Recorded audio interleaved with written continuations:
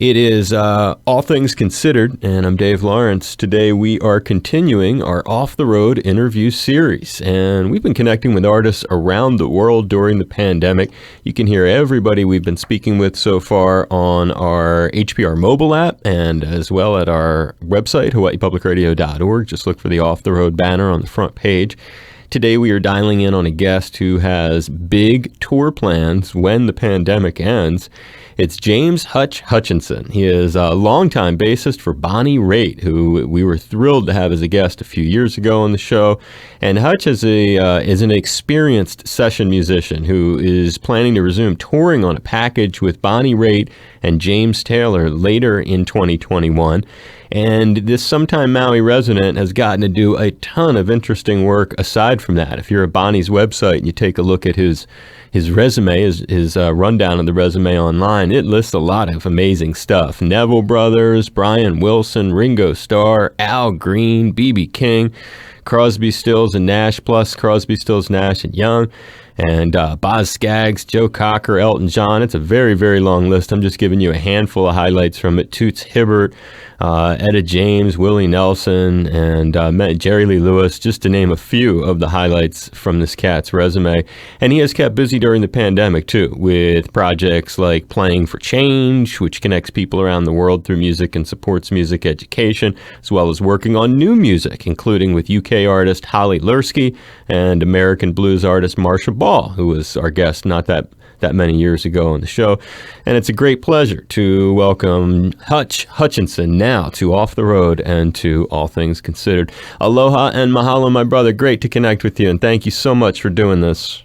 Thank you, Dave. I'm thrilled to be on All Things Considered and HPR, which I listen to every day, well, no matter where I am, when I'm on the road or at home here in Haiku. So anyway, thanks for having me. You're so welcome. And you just sort of mentioned it. So where, as we've been asking everybody, and I'm assuming you've actually, I know Hutch has heard some of these segments himself. Where are you right now? And is this where you've been since the pandemic began? Pretty much. I'm in Haiku on Maui, Haiku Pauela, and where my wife and I live with our pets.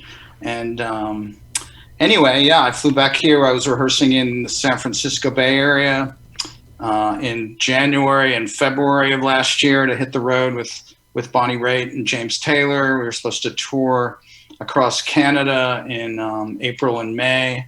I was also working with my friend Roger McNamee, who is quite well known in the IT world.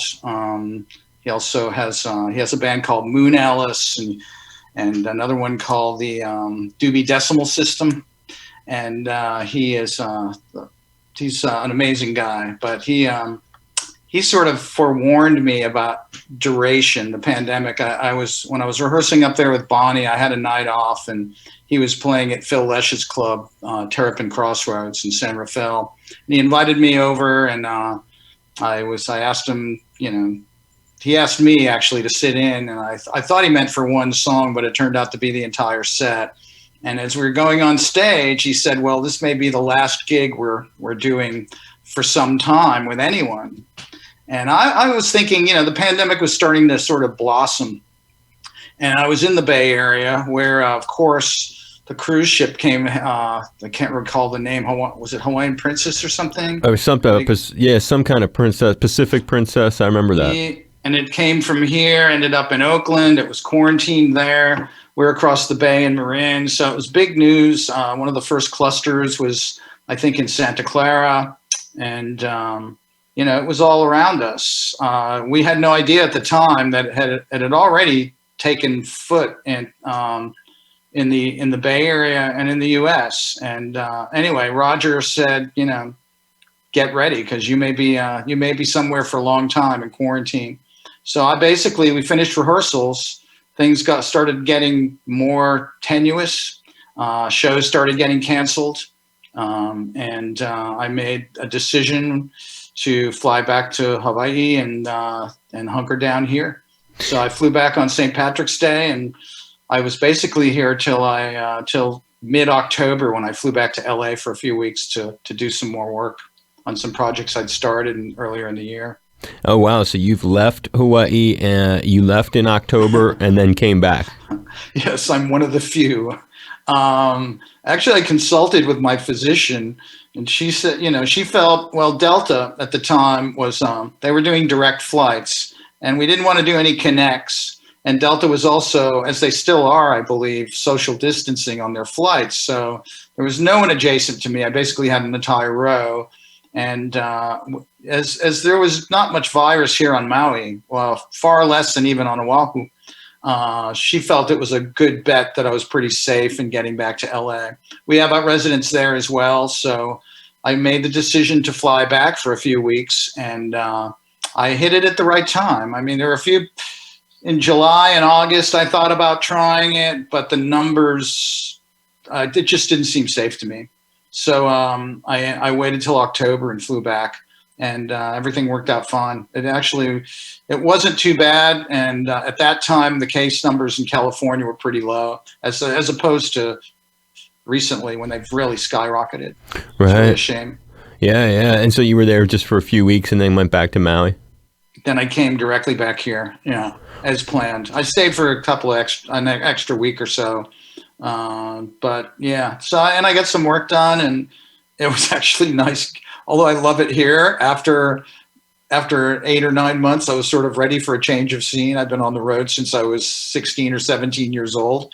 So although I work in the studio a lot, the road becomes a way of life, and I think with myself and a lot of my peers and people I collaborate with, that's my neighbor Pat Simmons or Willie Nelson or whoever, you spend your life on the road. You just get used to it. So it's sort of a rude awakening when you don't have the option to do it. Yeah, that's an interesting way of looking at it, and certainly that makes a lot of sense too. And the looking at the, do you still remember the day that you got the call, or how was it that you were told, hey, the tour is canceled, we're not going to be doing anything?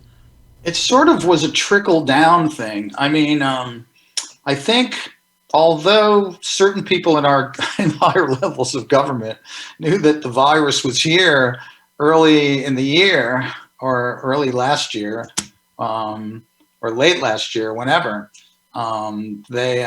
we didn't know as far as the general public goes. So at the time, I mean, I was on Maui.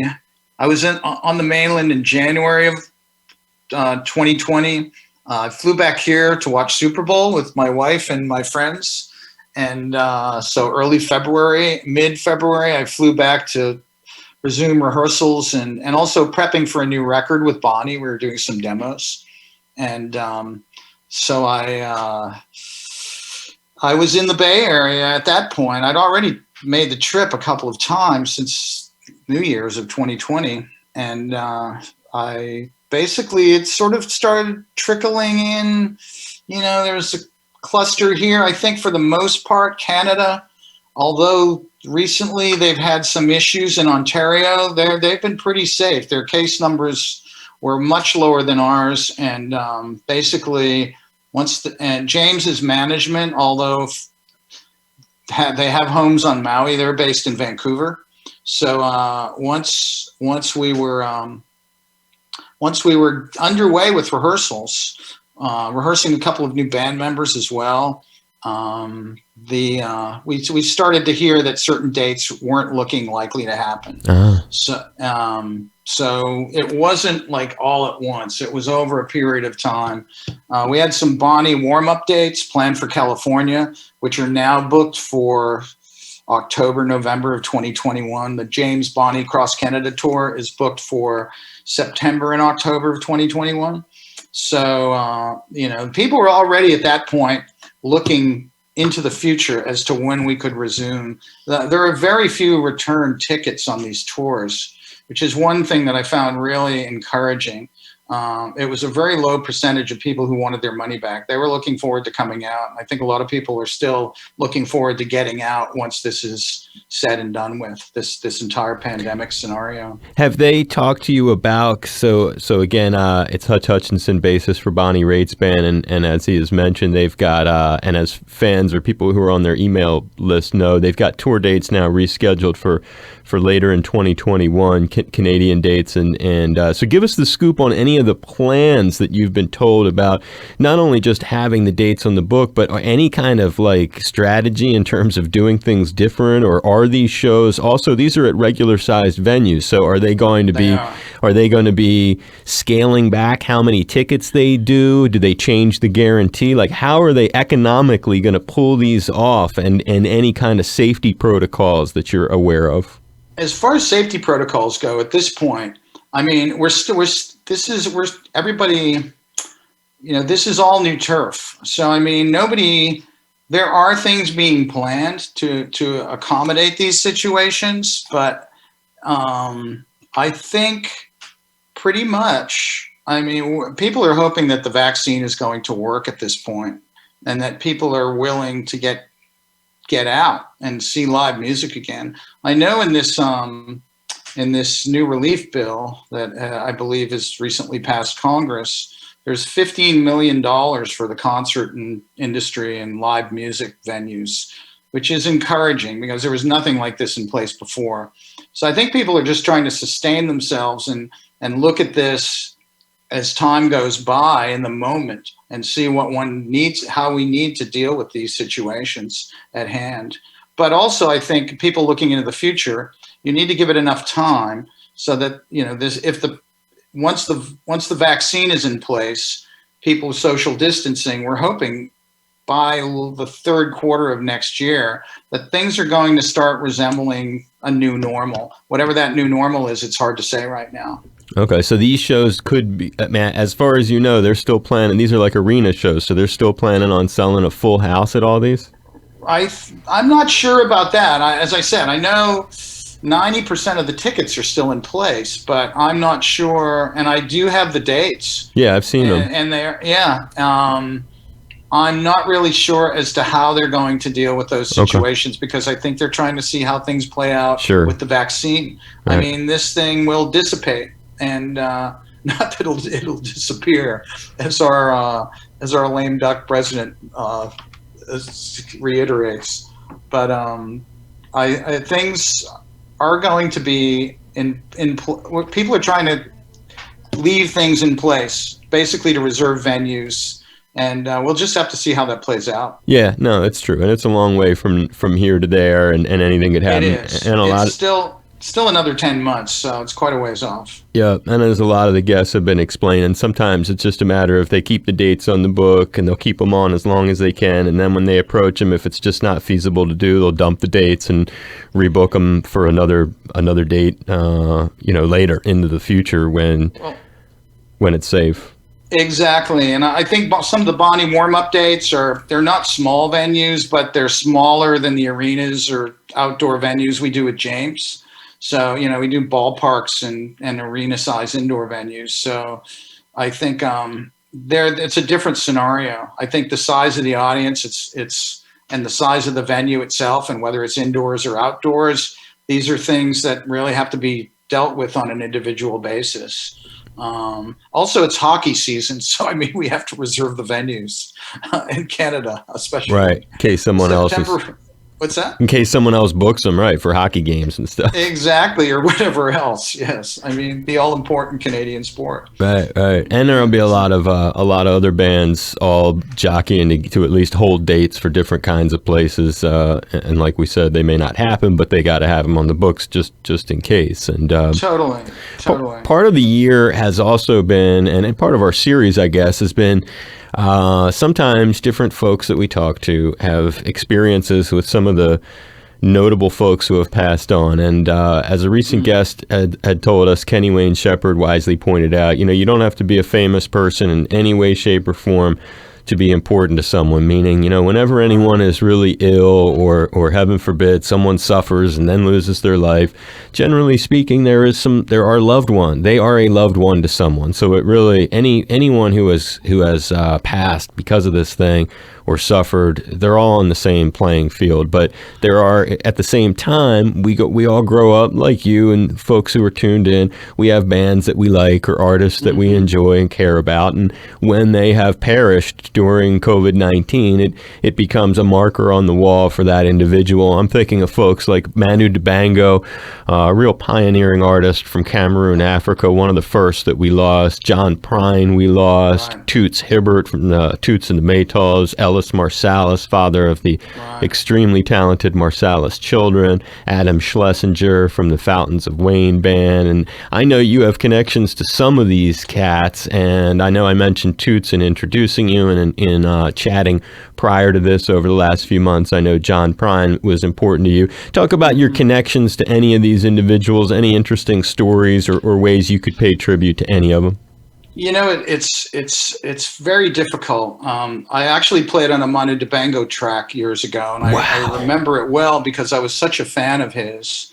It was for a French producer, and he was an amazing guy. I mean, I just remember going in and just being really blown away that I was working with him. Tell us any of this story. Tell us any and all of that story, because this is the first Manu Dibango story we've gotten. Well, I recall I was in Paris, and I was working with Bryan Adams on a record of his "Please Forgive Me." It was the name of the song. I'm not asking for forgiveness here, but anyway, this producer called me up and he said, "Oh, there's an African artist, Manu Dibango," and I was well aware of his music and his work at that time. So we went in one afternoon into a studio in Suresnes where actually I'd been working on a couple of records over the years called Guillaume Tell, and I cut a couple of tracks with him, which I think one of them ended up on a movie soundtrack and the other one ended up on maybe a greatest hits compilation, which happens now and then. You'll find a track you did years prior coming up on some, I will Google these things to see if they were ever released. Yeah. And I remember finding that track and I was thrilled that it was released. I'm not sure if I was even credited on the track, but it still means a lot to me. Yeah. And he was there when you recorded your stuff? Oh yeah. We cut the track live, I remember. Yeah.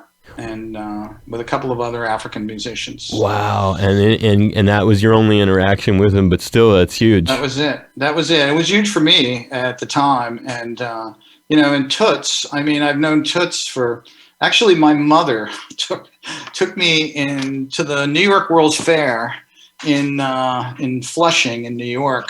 I think it was 65, because I remember that while we were there, the Beatles were playing at Shea Stadium. And I was sort of bummed because the Beatles were playing next door, and there I am with my family at the New York World's Fair, and you could basically see the lights of Shea Stadium, and I knew they were there. But she took me to the Jamaica Pavilion, and I got to see Byron Lee and the Dragonaires with their two guest singers, one of whom was a young Jimmy Cliff, and the other one was a young Toots Hibbert, and it was really a life-changing moment for me. This is 1965, so reggae was an unknown commodity in the U.S., and I was exposed to it at a very early age because of my astrophysicist mother. So anyway, who loved music and loved the arts. So that was my first exposure to Toots, and then when I was with the Nevilles, we opened for him a few times in the 1970s. And then I remember he opened for Bonnie in the 80s when I was with her band. He was really amazed. I remember him commenting to me about her being a woman and being able to play guitar like that. And he was just amazed at how powerful she was. And they became dear friends. And the friendship, I played on a few of his tracks over the years. And anyway, it was so sad, and it was very sudden in his case. Anyway, really sad for all of us, all who knew him. He was such a sweet and lovely man who was so talented and really sort of helped originate a form of music, a genre of music. Oh, totally, totally. No, there's no question about that. It's funny, you that show that you saw in '65, we had Jimmy Cliff on not that long ago in the last few years, and Jimmy told us all about that exact show at the at the fair, and we talked That's about amazing. and he talked about how at that time he was listening to like different like Temptations, like different kinds of Motown stuff he was getting turned on to. He went to the Apollo during that trip to the and so it's great to hear the other side of it, and also just the Manu Dibango. That's great.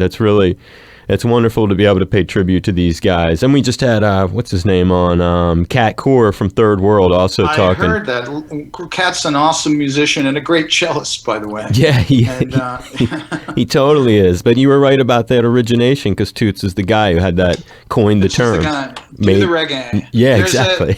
There's a Willie Nelson documentary, birthday celebration video. I was in the house band, and it was done in 2004. It's called Willie Nelson and Friends, Outlaws and Angels. And it was an illustrious band with Ivan Neville and Jim Keltner and myself, and amazing horn section. And Nils Lofgren was in the band, and Greg Leese. And anyway, Toots was one of the guests. Oh, cool. And Ben Harper introduced him and played along with us for the 2 Toots songs, one of which was Pressure Drop, and which went on for about 10 or 12 minutes. I think they had to cut it in the video and on the recording. But I remember Ben being so blown away, and it was just an amazing night. I mean, Dylan was on the show, Jerry Lee Lewis, Keith Richards. It's well worth getting the video. If there's a lot of outtakes, especially when Toots comes into rehearsal. I mean, it was really sort of his night, although all of these other illustrious and super talented musicians were there. Oh, that's cool. He's the guy, you know. And Bob Dylan was there, and you backed him on this thing? Yeah, Dylan. It was Dylan. Unreal. Is that your only time? Have you backed him before? Yeah, I've met Dylan. I actually had the pleasure of introducing Bob to the Neville brothers in 1980 in New Orleans. My dear old friend Al Cooper had called me up and asked me. He said, Bob wants to meet the Nevilles, and I said, how many do you want? And he said, so I basically brought the family down there. Although after the show, I think it was Art and Charles and Aaron and Cyril and myself who went back to meet Bob and had sort of a personal audience. I recall that Art introduced me to Bob. So the night I met him, actually, and Art said, well, and this is Hutch Neville here. And I was thrilled on multiple levels at that moment. Yeah, to be an honorary Neville. I'm still a part of the Neville family, so they're really they're true family to me. I speak to Aaron and Ivan just about every day. And I miss Art and Charles immensely. They were a big influence on me, and actually, really, that's how I met Bonnie. Was when I was with the Nevilles. My friend Ian McLagan, the late keyboard player for the Faces and the Stones, and for Dylan, we had opened for the Stones numerous dates on the '81 tour, and Mac and I became really, really close. And he was in Bonnie's band at the time, and as many people, including members of Little Feat and the Meters, had told me, you should meet Bonnie, you should get together, and I'd never had the opportunity. So Mac sort of put us together a couple of years later, and I've been with her ever since. But I wanted to talk about John Prine for a minute, because talk about an amazing writer and musician who sort of affected so many people. His songs have really touched so many people around the world, and what a great loss that was. I mean, he was sort of, it looked for a moment like he might have beat it, you know. And when he was in the hospital, I'd met John also when I was in New Orleans, when I was at the Nevilles, and of course when I joined Bonnie's band, he was around quite a bit, and he was somebody. I mean, it's been a rough year losing these people who were so close to us, and who really influenced so many other people.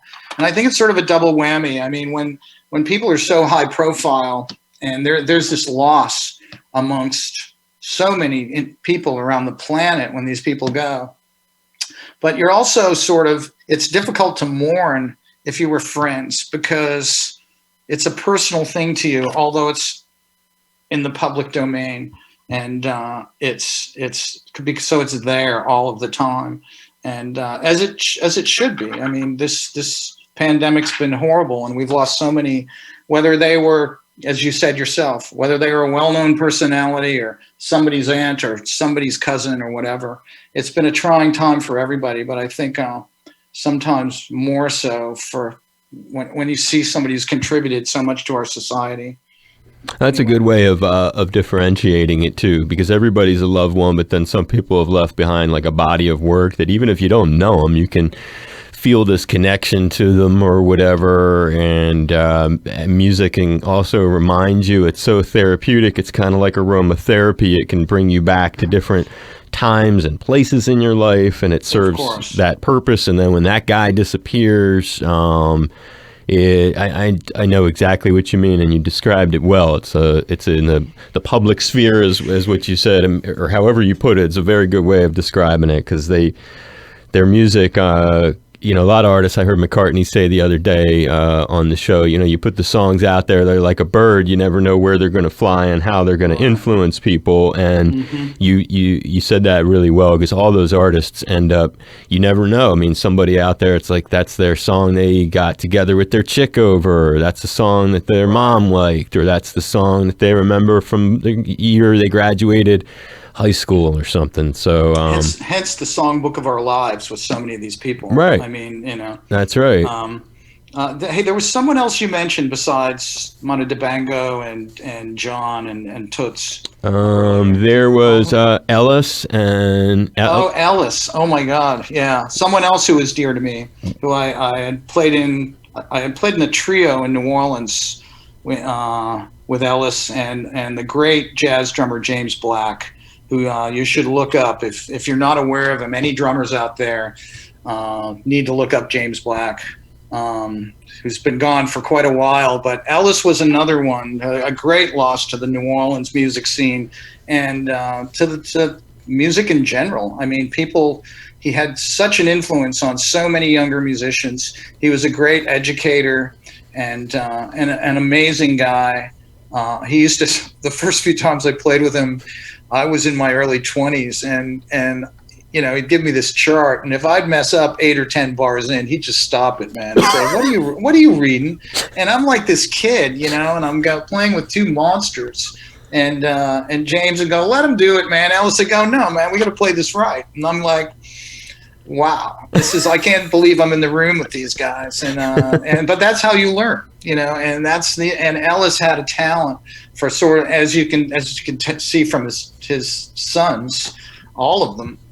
I mean, just amazing musicians and amazing people. And that's exactly what he was. He was an amazing musician and an amazing person as well. So I'm glad you mentioned him, because it's sort of overlooked. Well, it's been a great through this thing. As I was telling my boss Bill one day recently, we've just heard so much about Ellis Marsalis from a lot of different folks. Oh, fantastic! And it's and you probably heard a few of them on the air too yourself. And it's just a nice feeling to hear. I mean, it's sad, but it's neat that you guys can all add a little something in this ongoing way of paying tribute to these folks, like you.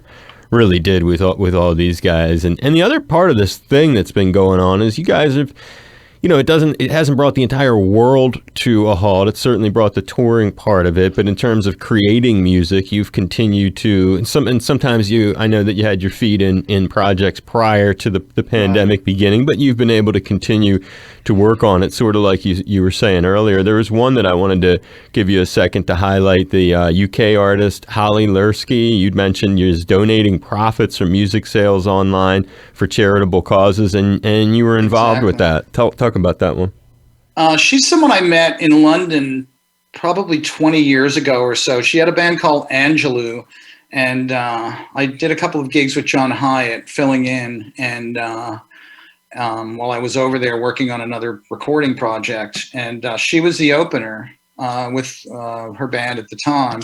They had sort of a UK hit with the Leonard Cohen song Hallelujah, and gained quite a bit of recognition. Been in a couple of films and TV shows, and we stayed in touch over the years. She's super talented and always talked about doing something.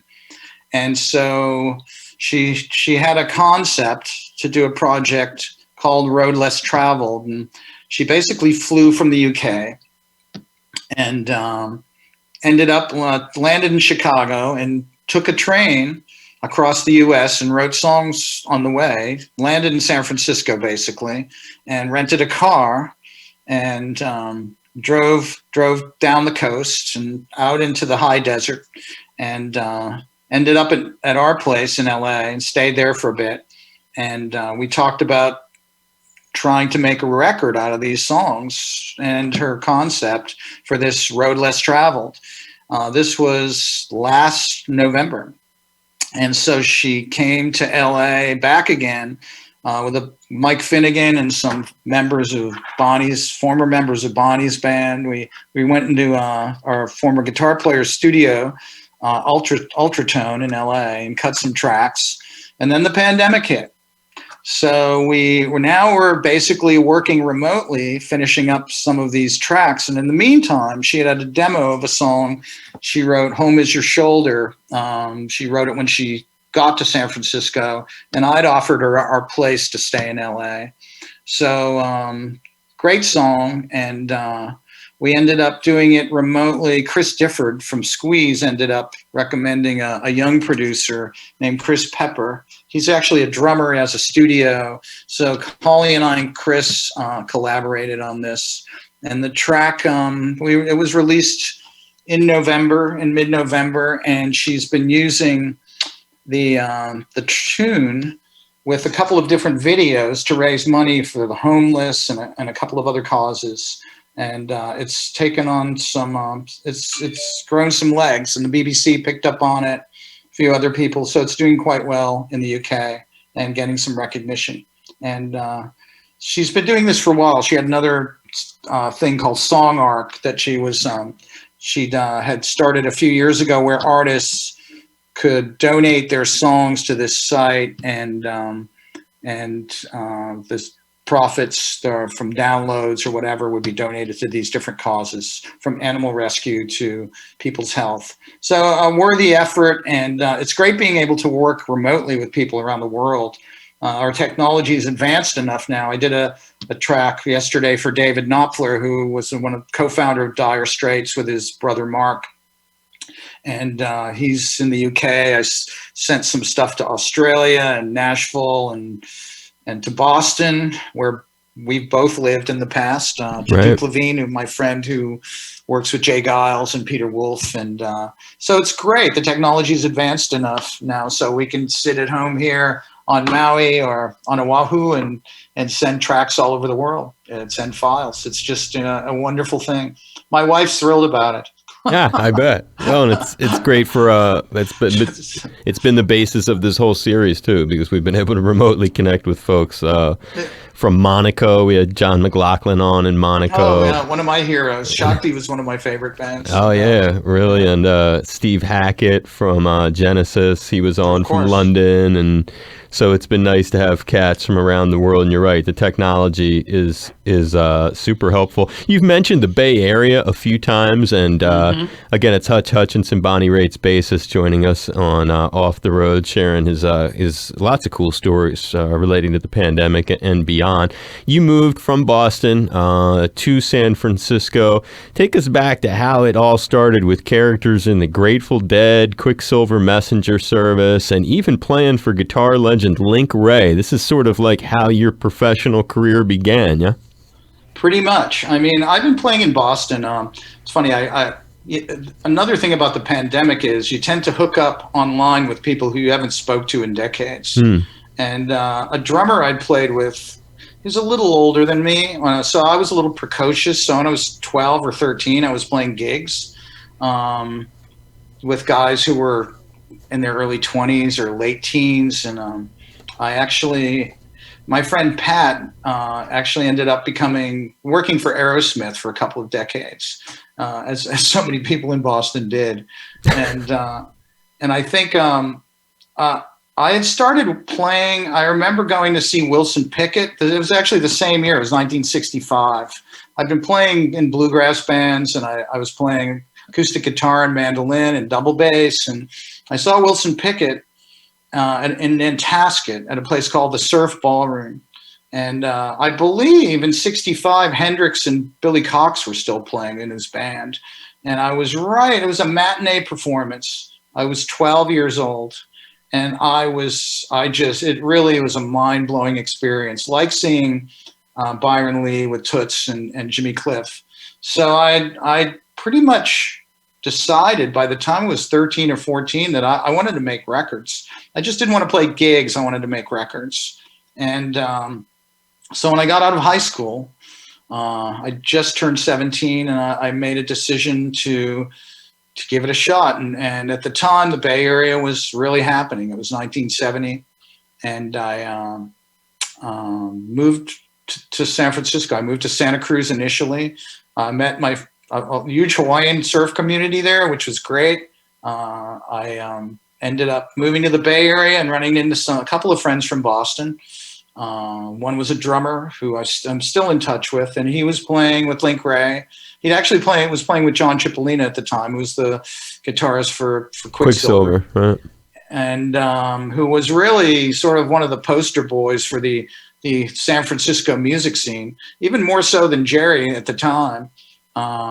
John was, he was dashing, and he was an amazing guitar player and really individual in his style.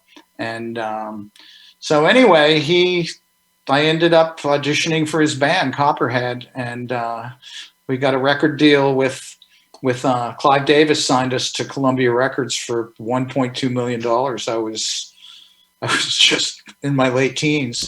So at that time, I ended up being immersed in the music scene. We ended up working at Mickey Hart's ranch a lot, the great drummer for the Grateful Dead. And I pretty much lived up there for a couple of years, and sort of got me on the road to what I do today. Basically, my mom gave me 2 years to really accomplish something. So I was really thrilled when that record deal came through. Oh, I bet. And, I bet she was too. Yes, I think so. I think they were more concerned about my life decisions than more than my becoming a musician. But anyway, it was a good time, and it got me on the road to what I do. No, totally. It's a great beginning, and what a great payoff for your mom. She'd be like, well, how about that one, Mom? Obviously, I'm doing something right. Of course, between there and Bonnie, I worked in Central America. I lived in Austin, Texas for a couple of years, was where I initially met Willie, who lives not far from us, Willie Nelson, who lives not far from us here on Maui. And so, I mean, that was 1975. And then I met the Nevilles in 77, and when they were still and Art and Cyril were still in the Meters. And their mom had just passed away, and one of her dying wishes was that the brothers get together and form a band. So I was lucky enough to be around at that time and worked with them from late 1977, early 78 till about 82, when I met Bonnie in New Orleans through Ian McLagan. And we became friends. We've been together ever since. And I've worked on everything pretty much she's done since then. And that led to working with Don Was and a lot of other artists who he produced, and also my friend Chris Kimsey, who was the Stones producer. Worked with him, still send tracks to him as well. If you look up Chris, he's got quite the resume. Right. And the cool dial back right before the Bonnie gig starts. You're in the Nevilles, and it gets you. You mentioned it. You guys opened some huge shows for the Rolling Stones, Correct. And the Stones would often bring out some really tasty opening bands throughout the years, and that was no exception when they did that. Tell us a fun story of opening for the Stones, and just when you think back to one of those massive gigs. And I know you've gotten some other experience with them too, where you were invited by Don Was and Mick Jagger to head to Ron Wood's farm and studio in Ireland years later to play and work on demos for the Voodoo Lounge record. If you think about all of your Stones experiences, and you think about the radio show and what might be entertaining for folks who are tuned in, share a little bit with us. Well, there are so many actually, but one that I love being a bassist, and I'm not sure how familiar people are with Willie Dixon, but talk about someone who wrote so much of our Great American Songbook. Blues legend. Blues legend and rock legend, really. I mean, Chuck Berry's initial producer on just about everybody, and of course wrote Spoonful and so many songs that so many people know. And a big man. And the Stones would have like a little arcade set up. They'd have a ping pong table. This is 1981, 1980. So they'd have like a Defender game, which Art would be playing all night. Art Neville was such a video game freak. And we would, I'd play ping pong before the show with Bill each night. I'm not much of a ping pong player, and he's an awesome ping pong player. Bill Wyman, you're saying? Bill Wyman, yeah.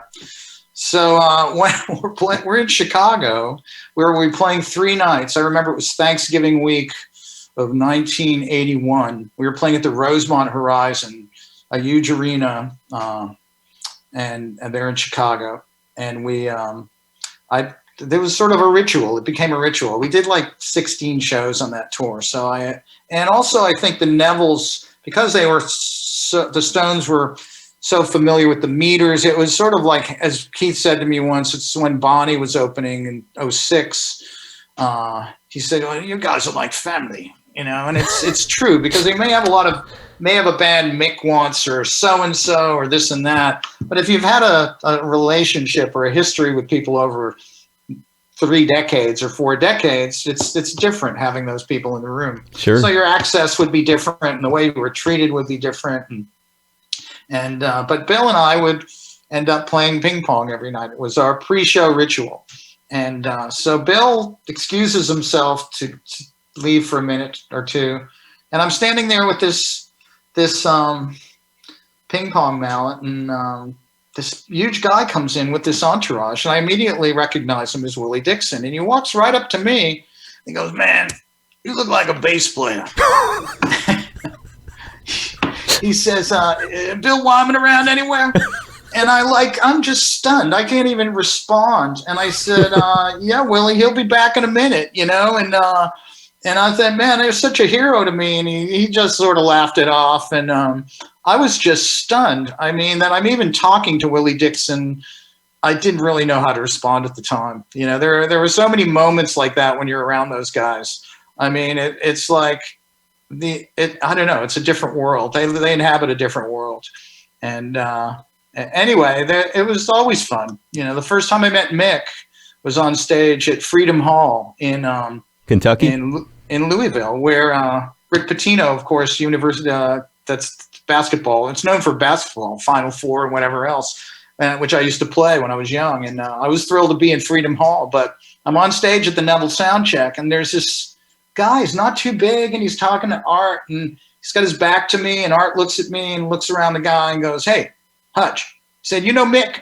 And I turned around, it's Mick Jagger. And the first thing I thought was, God, I thought he'd be like 6'2" or something. It's like, he's like a little guy. He's not little like the Faces or something, like small Faces, but it was funny. It was just something that's the first thing that entered my mind. Wow. So, you never know. They're just special moments in your life, and you remember them. No, those are very, very cool. And and you went to Ron Wood's farm and studio to play with those guys? For a couple of weeks, I was once again working in Paris with Bryan Adams, and Don called me and said, "Mick Jagger is going to call you in 10 minutes or so, and he's going to ask you to go to Ireland, and I'm giving you a heads up." This is before cell phones, so it's, got my landline or the number of the hotel I was staying in from Bonnie's office. And so sure enough, 10 minutes later, Mick calls me up and he goes, "Is this Hutch?" And I go, "Yes." And he's, "Is this Mick?" And he goes, "Yes, it is." And he says, "Well, I guess you've heard we're out of a bassist." And I said, "Oh, I've heard something about this, yes." And it's funny, my mother loved the Stones so much. When Bill left the band, she actually encouraged me to get a hold of Keith. Wow. And tell him that I was available. And I was like, "Mom, they know where to find me." So sure, and they'd held a few auditions, one of which in New York was sort of a cattle call, and I was invited to that, but I declined. I've been with Bonnie for quite a while at that point, and I was secure in my position, so I felt like, and I was working on a lot of other records. Mick Taylor was living in LA at the time, and I would run into him at a friend's house now and then, and he would talk about. He'd say to me, well, joining the Stones is the kiss of death to a session musician. And I would go, oh, my God, I don't know about this, So anyway, I ended up flying to Ireland and working on the demos for Voodoo Lounge for a couple of weeks. And Ronnie's place is amazing. It was a Georgian horse farm in Kildare, about an hour south of Dublin. Near a famous racetrack called the Curragh, which is also home to the British troops when they were occupying Ireland, and a lot of history. But this farm was amazing, and Ronnie had his art studio and recording studio and a full pub in the same building on the property. And so the pub was amazing. I mean, Jerry Lee Lewis, who I'd worked with a lot since then, showed up one night, and Van Morrison would show up, and these local farmers would show up after feeding their cattle and horses. I mean, in their full gear and, their wellies and all of this. It was an amazing place to be. And then we'd play all day I'd start the day with Mick and Charlie about 11 a.m. after tea in the morning, breakfast. And later in the afternoon, Ronnie and Keith would arise, and we'd start with them around 4 and break for dinner at 6. Maybe watch some. I remember World Cup was on at that time, so we'd watch some football and then go back into the studio till 2 or 3 in the morning. Where were you staying during all that? I was staying at Ronnie's place. It was a huge estate, so I was staying there for the first week or so, week and a half, and then there was a hotel in the town of Naas down the road. So I ended up staying there, and then staying with my friend Paul Brady up in Dublin. And what happened? Did they end up hiring Daryl Jones, or what was the story that they did? And Daryl, and it's funny because Daryl and I were friends, and so basically it watered down to Much, Daryl, his nickname being Much, and Doug Wimbish for a moment, and myself, and we were the 3 finalists, and I think I was working with them in September, Daryl off and on through that period. But between like October and January, we didn't know who had gotten the gig. And I remember Daryl and I speaking a few times in that period. Have you heard anything yet? So it was pretty great. It was a pretty exciting time for all of us. And I think Doug Wimbish maybe declined himself. That the dude from Living Colour? Yes, it is. Yeah, and that was his band at the time. So I don't think he, like myself with Bonnie, I've declined a few major gigs during the time I've been with her. Right, you got a good gig. It totally makes sense. Yeah, and she's like my sister, so. Yeah, no, I get it. I mean, there's no question. I mean, you're and you can dabble with the other stuff and still have that as a gig. It's a good setup. I mean, there's totally. And I've actually had arguments with her where she thought I should have taken the other gig. And this is years ago, but I remember a couple of people had offered me gigs who were, pretty renowned. And she was like, oh, you need to take this. And I'm going, no, it's my decision. So basically she was telling me to leave her band to take the other gig. And I'm saying, no, I don't want to leave the band. So I'm like, you want to fire me, that's fine. But she's great, So I'd say, but unless you fire me, I'm not leaving. I love that. You're stuck with me. That's a great story. Yeah, it's pretty great. It's pretty great of her. She cares about the people around her and the people who are closest to her. Yeah, she gives that vibe. I mean, there's no doubt about that. She is. She seems like it. And when I was a little boy, that was one of my mom's favorite artists. And oh, nice. I still remember that cassette where she was like, it looks like she's like doing like a split. I forget, like this multicolored. It's like Did you really say cassette? Yeah, it was like because I remember the artwork on the front, and Bonnie's in some strange sort of pose, and there's all these colors on it, and it was just in my mom's car or whatever. So I wonder which one it was. You're gonna have to find out from me. I will, and I'll email you or text you. That'd be great. Now I'm curious. And when you're doing gigs with her, are there times that through all these years, I'm sure there's just so many of them, it's hard to remember, but interesting folks who might show up at concerts during your Bonnie Raitt gig that either end up sitting in or you just bump into them backstage that you just think, oh my gosh, I can't believe so-and-so is here kind of deal? It's pretty much constant. I mean, for years I'm never really surprised, I mean, anymore. I mean, initially maybe I was, but I mean, Bonnie, her tastes and what she does as an artist, I mean, it really transcends genre and culture. So, I mean, she does everything from reggae to the blues to whatever. So I'm really never surprised. I mean, we have friends like John Prine was, or Toots, or Mavis Staples, or a number of people who will show up, and if they do show up, they're going to sit in. That's always the case. But even here in Hawaii, I remember when we would play here, going back to the 1980s, when on Maui the only venue really for concerts back then was the Royal Lahaina, the tennis courts of the Royal Lahaina out in what's now Kaanapali. And I remember she would generally consult with me in certain markets, and she still does this, as to who would be great to have as an opener. So, of course, I would end up recommending my friends like John Cruz or Hapa or Polafuga, or, it's like there's a little bit of a vested interest there, but it was always something that was appropriate. And so I think it's a great thing when you have people at gigs and people who are opening, I mean, and your friends. It's like I was saying about, it just makes it all that much more familial, and leads to some special moments when people come and sit in. So none of them stick out in your mind, of any one or two that is a memorable one of an artist sitting in, and you may be having to accommodate them or work on a song or anything. I'm trying to jog your memory by giving you scenarios. I think, as I said, there were so many. I mean, Toots has sat in, and Mavis, and some Canadian, Colin James, who I really love, who gets to hear every now and then. He's sort of he's a legend in Canada. He's a great blues guitarist, and he would, it depends on what part of the world we were in when someone would come up. Somebody who really sticks out to me is our last solo Bonnie date in London. The last time we played in London, it was in Hyde Park, and it was for 80,000 people. It was July of 2019.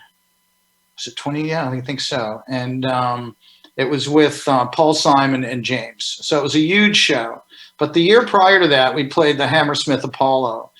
And there was a dressing room that the band always had, pretty much. Numerous dressing rooms. It's an older, storied venue. But I said, what's with the other room? And they said, oh, that's Elton's room tonight.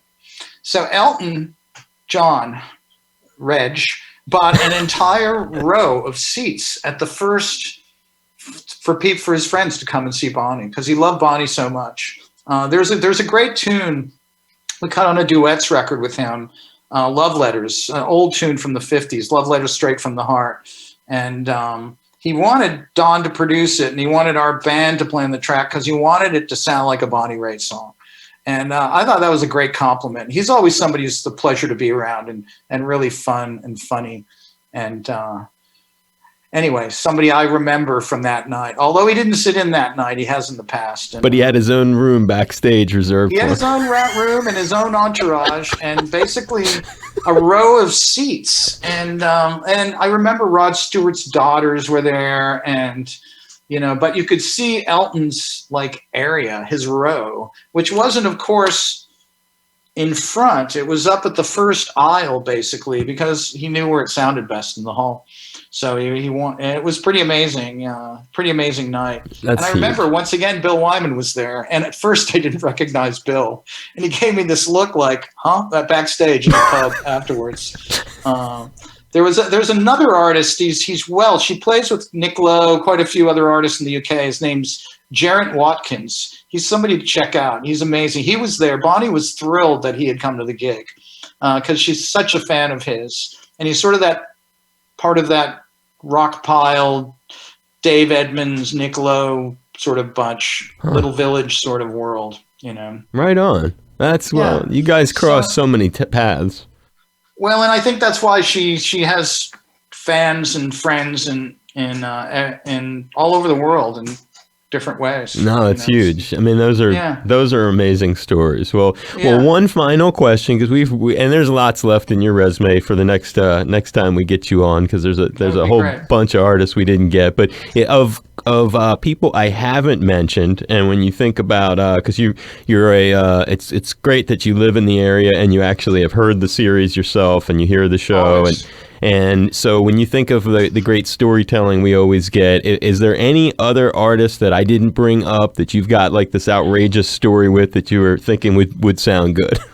Oh my God, that I can tell on the air? Or just in case there was one that I hadn't set you up for, whether it was Ringo Starr or Brian Wilson, Crosby, Stills, Nash and Young, Jerry Lee Lewis, the Killer as he's called. Anybody in particular that Jerry Lee. So a few weeks ago, I have a friend in Boston, and he does what they call minimum wage art, and he's involved with Farm Aid, which is of course Willie's organization, along with Neil Young and John Mellencamp, and in 2004, 2005, I was playing. It was Farm Aid in Bellingham, Washington, I believe. And I was playing there with Jerry Lee. There was Jim Keltner and I and Jerry Lee, and Kenny Lovelace, Jerry's guitar player, and of course Neil was playing, and Willie and the usual suspects. And Willie and Jerry Lee, of course, have known each other for 4 or 5 decades, from Nashville and wherever else. But you think about it, and generational situations always come up in this business I'm in, and I'm lucky because I've worked with a lot of classic artists and a lot of new artists like Ryan Adams and Bryan Adams, for instance. Right. I've worked with both, so I remember that day though, and Neil really wanted to meet Jerry Lee. They'd never met. Neil Young you're talking about. Yes, and actually Neil had been approached.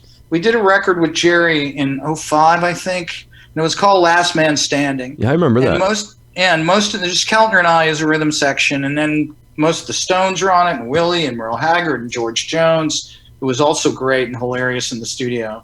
We don't really have enough time to go into all of this, but we'll talk anyway. But that day, Neil's going, God, when you cut.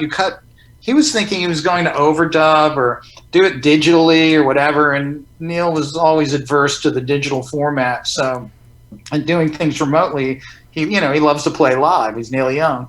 So anyway, I go up to Jerry Lee, and I go, "Hey Jerry, do you know who Neil Young is?" He says, "Not really." And I go, "Well, he's pretty well known, and he's here, and he does this event with Willie, and he'd really like to meet you." So what jogged my memory about this is my friend in Boston who does this artwork makes these T-shirts, and he sent me a photo of Willie wearing one of his T-shirts, and it's called Road Scholar because it's a picture of a cowboy and his pack horse and living on the road. He's a road scholar, ROAD. Right. And so Willie in the picture was wearing this shirt, and he's standing there with Neil Young and Jerry Lee Lewis. And I look in the corner of the picture, and there I am, which my friend didn't recognize. And it's sort of like a Zelig moment, and Woody Allen Zelig. Yeah, and I'm like, oh my God, did you recognize that? He said, I thought that sort of looked like you. It was like 5 minutes after I'd introduced Jerry to Neil Young. And Jerry, just a split second before that picture was taken, I've got this grin on my face. And I remember Jerry now going, "Now, son, now, kiddo," says, "tell me, who's this Neil Young fella again?" and I was sort of like thinking, well, Jerry was such a big star already by the time Buffalo Springfield even released their first record. It was like they're just different. They were worlds apart. Right. Now, of course, they know each other well. We ended up cutting a number of tracks, but that moment was basically when Neil decided to sign on for playing on a couple of those records that came after that, which were mostly duet records. So it was funny. Those little moments to me are like, somewhat hilarious. I mean, when you get these artists who everybody thinks sort of knows each other and on the same level, but they're worlds apart. I mean, timeline and every other way. Yeah. Too. And you brought those two together. That was you bringing together Neil Young and Jerry Lee Lewis. I don't know if I brought them together, but I definitely introduced them that day. And I remember Elliot Roberts, who just passed away, who was Neil's manager forever. Right. I remember him saying, maybe it'll work now, because Neil at first, I remember Neil saying to me distinctly, and he worked with Keltner a lot. Jim had been on a number of records, and he was like, so you guys really play live in the same room with him? And I go, yeah, we do it all the time. We've made 3 records together. But that Last Man Standing record was a special record. And it was just one legend after the next coming in the room. And just being a fly, we cut it at Sam Phillips in Memphis, most of the record at Phillips Recording, and where Jerry, of course, had worked many times over the years. And just being in that room with all of these different people coming through on a daily basis was just an amazing thing. One of the high points of my life, I think. I bet it is. He's a huge legendary figure, and to just have had that kind of experience to be like, Jerry, this is Neil Young. Yeah, totally. And who's that Neil fellow again?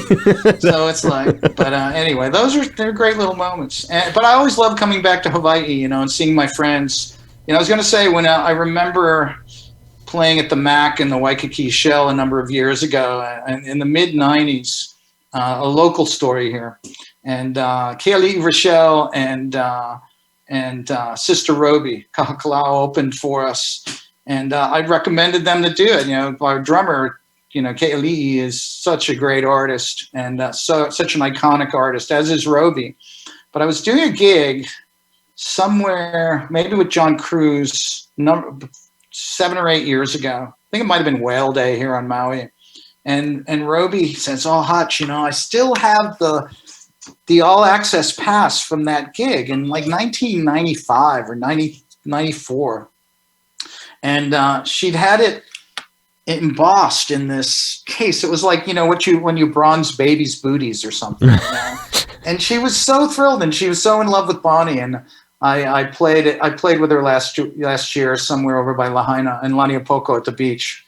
And she still loves to talk about that story. That one gig for her was an amazing thing. She just, it's funny when you see that in an artist, and it's very endearing. So I always love coming back here, though, and I love seeing my friends, and I love seeing the local musicians I know and playing with them. So, well, we're really grateful to have you in the islands, Hutch. It's James Hutch Hutchinson, longtime bassist for Bonnie Raitt, experienced session musician. He's told a truckload of stories today. We're still trying to park the truck. There's so many stories on the back of this thing. But I really appreciate you being part of the Off the Road series, and I hope that it's been a fun and positive experience for you, my brother. Definitely. All things considered, I think it has been. And and I listen to you guys so religiously. I mean, we support the station, of course, and I think I've told you in the past, even when I'm on the road, depending on the time differential, I'll listen to you guys when I wake up in the morning, because it's a little piece of home to me. So it's a good thing. And you're a Stargazer fan. I'm big, yeah. My mom, MIT, Draper Labs, engineer and an astrophysicist, and every day. I have some questions for you when we're not on the air about the show too, about Stargazer, but I listen to that religiously as well. Yeah. Well, it's a real thrill, and I'm glad that you had a good time, Hutch. Really do appreciate you doing this with us. Anything for HPR, I was going to suggest you should keep this going somehow, even after the pandemic. I do want to keep it going, and you should. It's great. It's great for people here. They love listening to it. Yeah, well, it's wonderful to have you being supportive of it. That means a ton. Yeah, totally. Very appreciated. Very, very appreciated. And thanks for everything you do, man. I mean it. You guys are great. And when I am on the road, it's comforting to turn on HPR and just have a little bit of Hawaii wherever I am. There was one thing my wife told me I should have made notes. What's that? And there was one thing I wanted to go over, which I didn't, which was every year, and it ties in with the Hawaii thing on also all the celebrities here on Maui. And every year, of which Shep Gordon and Alice would put together. New Year's. the New Year's celebration, which I've done religiously for years. And of course, we can't do it this year. And we're worried about the food bank because the donations from that show were huge. And of course, last year we had Willie and Paul Simon sat in, and Alice, and of course Steven Tyler and Fleetwood and Pat. I would play with Pat and Dave Mason, who I know just did your thing, and Mike McDonald. It's such a great event. And of course, Willie Kay's gone now. It's a special event, and this is the first year. And the woman who organized it was Shep's assistant, Nancy Miola. She also passed away this year. Oh, wow. It was cancer. It wasn't from COVID, but she was a big part of the Maui Music Ohana. When anybody would come over, from Ronnie Wood to whoever, she would always take care of them. Shep would recommend her as an assistant or whatever, and she was an amazing person. Big part of our community here for a long time. So there's no question. No question. When I first came here, was with John, and I played the Crater Fest for Tom Moffat, something else I wanted to talk about. And with Santana, and it was Journey's first gig. It was on New Year's Day of '73. It was not really Journey. It was Neil Schon and Gregorico, and Neil Schon and Santana keyboard player who was in Journey. Greg Raleigh. Greg Raleigh. It was Neil Schon, Greg Raleigh, Gregorico from Sly on drums, and Pete Sears, who had been in Copperhead, who later ended up with the Starship, who's still around working in the Bay Area. And they went on first, and it was really the foundation of what became Journey in that next year. And who were you playing with? I was playing with Cipollina, and it was New Year's Day of 1973. I remember because it was the first time I was in Honolulu for New Year's Eve. And I was actually, when the city blew up at midnight, when all the fireworks went off, I was in Diamond Head, and you just heard this rumble and saw this glow over the edge of the crater. And I was like, what the is that?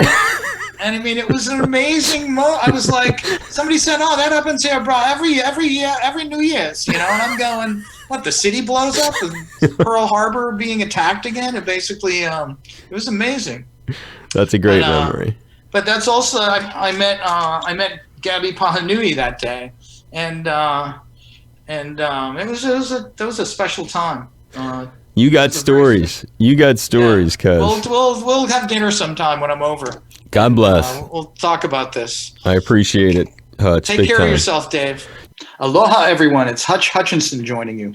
You may know me from my decades with Bonnie Raitt's band and as a longtime member of the community on Maui. But I'm also a huge fan of HPR. And this guy right here, my buddy Dave Lawrence. It was an honor to be part of Dave's Off the Road series. And now a huge thrill to be back for the latest fundraising drive. But do me a solid, please, and join HPR. It's quick, easy, and the right thing to do. Here's how, and I'm giving you a big fat mahalo.